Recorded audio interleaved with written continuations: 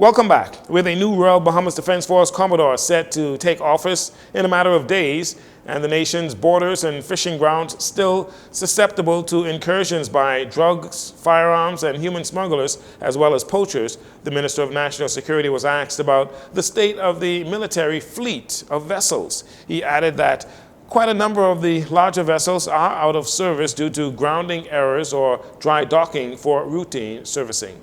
The RBDF fleet is in varying degree of operational efficiency.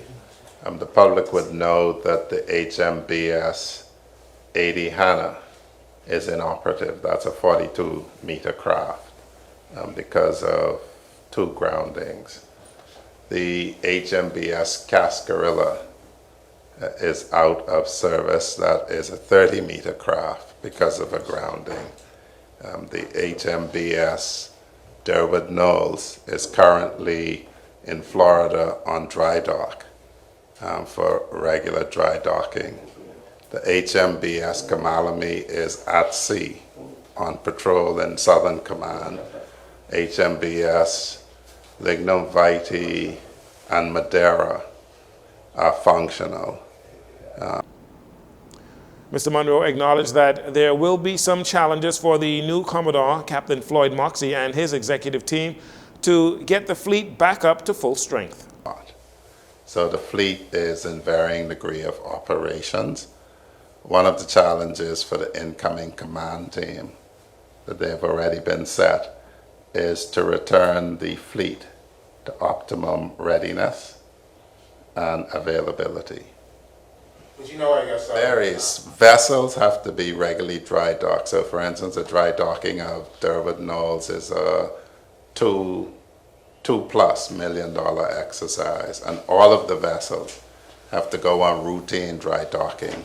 The Nassau and the Bahamas, the 60-meter Bahama class vessels are in operation, one in better shape than the other.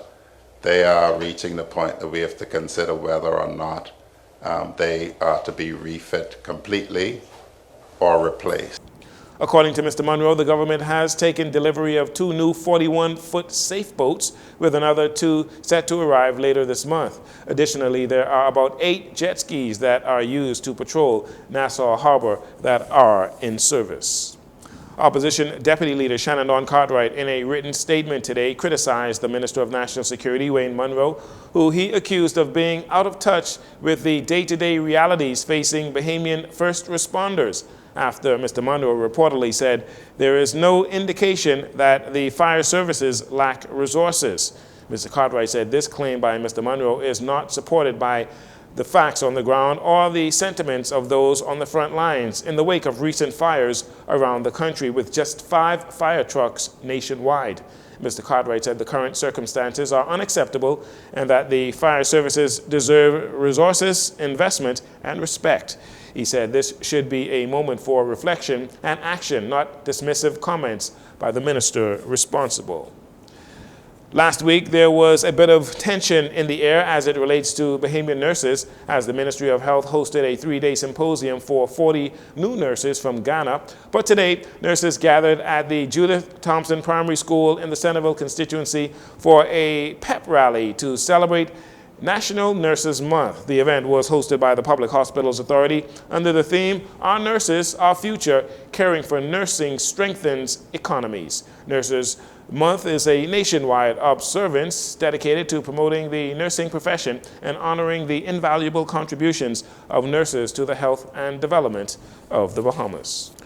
And finally, Grand Bahamas Buddy Hield and his Golden State Warriors that snuck into the NBA playoffs through the play-in tournament as the 7th seed upset the 2nd-seeded Houston Rockets in Game 7 on Sunday night, led by Buddy Hield's blistering shooting performance, going 12 of 15 from the field, 9 for 11 from the three-point line to set an NBA record for the most three-pointers made in a Game 7. Here's Buddy after the big win and the best game of his career. Just first of all, like I said earlier, all glory to God, man. Without him, this would not be possible. I already know I'm all world what I do, and just next shot mentality, don't dwell on it, just move on to the next shot. I've worked too hard. I came far from a far journey from where I came from Amaroq, Bahamas. And every time I come step on this basketball court, I try to represent me, my family, and thank God every day for this blessing me, this opportunity. Hey, shout out to the Bahamas.